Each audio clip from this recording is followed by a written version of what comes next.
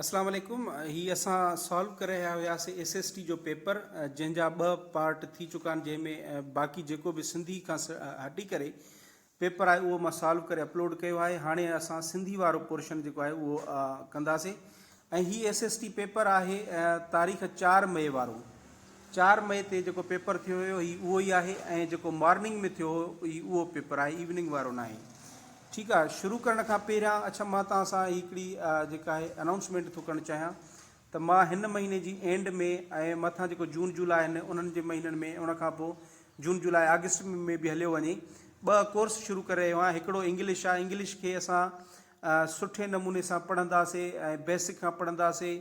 सिंधी माना मीडियम में ई पढ़ंदासीं, ठीकु आहे न, सिंधी मीडियम में ई पढ़ंदासीं।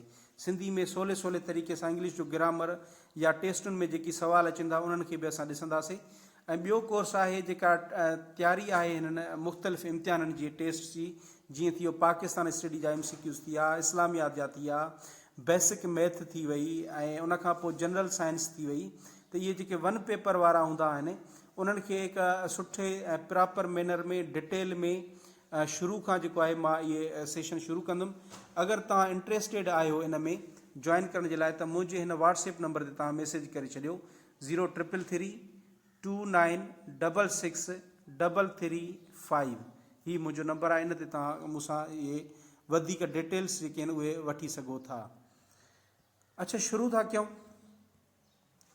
क्वेश्चन आहे पहिरियों आहे हिते जेको आहे थींदो 41 सवाल। सिंधी ॿोली किताब कंहिंजो लिखियलु आहे? हाणे हीउ जेको मां सिंधी ॿोली जो बुण बुनियाद ते हिकिड़ो लेक्चर ॾिनो हुयो उन में बि शामिलु हुयो। इहो आहे सिराज जो किताबु आहे, ऑप्शन बी ते सही आहे। सिंधी अदब में अफ़सान जो किताबु करबला कंहिंजो लिखियलु आहे? हीउ नूरुल हुदा शाह जो लिखियलु आहे। हीअ बि मां हिकिड़ी लिस्ट शेयर कई हुई किताबनि जी, उन में हीउ बि शामिलु हुयो। उन खां पोइ आहे कहिड़ो दास्तान रज़मिया आहे? हाणे रज़मिया चवंदा आहिनि जंगियुनि वारे खे, ठीकु आहे। गिनान चवंदा आहिनि माना मज़हबी शाइरी खे। त हिते जेका आहे जंगियुनि सां रिलेटेड लाखो फुलाणी मेहर राणी त कोन्हे, मूमल राणो त कोन्हे, लैला चनेसर त कोन्हे, दोदो चनेसर हुयो। इन्हनि जूं पाण में जंगियूं बि हली। उन खां पोइ आहे जुमिले में इस्म या ज़मीर जूं कुल केतिरियूं हालतूं थी सघनि थियूं? हाणे इन जो जेको 44 जो आहे ऑप्शन, इन जो सही आहे उहो आहे 5। हाणे 5 कहिड़ियूं जेका आहे इस्म जी, उहा आहे हालत फ़ाइली आहे, हालत मफ़ूली आहे, हालत जरी आहे, हालत इज़ाफ़त आहे, ऐं हालत निदा आहे। इहे 5 आहिनि। इन जे करे इहे 5 ऑप्शन जेको आहे हिते सी उहो सही थींदो, 5। उन खां पोइ शाह करीम शाह लतीफ़ जो रिश्ते में छा हो? इहो तड़ ॾाढो हो, ऑप्शन डी सही आहे। उन खां पोइ आहे सामी कहिड़े दौर में ॼाओ? अच्छा, सामी ॾिसो त सामी जो जेको लाइफ गुज़री आहे उहा टालपुरनि जे दौर में गुज़री आहे, ठीकु आहे। लेकिन हिन जो जनमु थियो आहे उहो थियो आहे 1743 में। उन वक़्तु जेको आहे दौर हली रहियो हुयो कलोड़नि जो, ऐं टालपुरनि जो दौर जेको शुरू थिए थो उहो थिए थो 1700 लॻभॻि ईअं को आहे 1782 खां शुरू थिए थो 1843 ताईं, ठीकु आहे। टालपुरनि जो इहो दौर थियो। ख़ैर इहो जेको आहे ऑप्शन हिते सही जेको आहे उहो कलोड़नि जो दौर आहे, ऑप्शन ए। उन खां पोइ ओझण में अटकणो, हथ खणणो, अखि ॾेखारणो सिंधी ॿोली में छा आहिनि?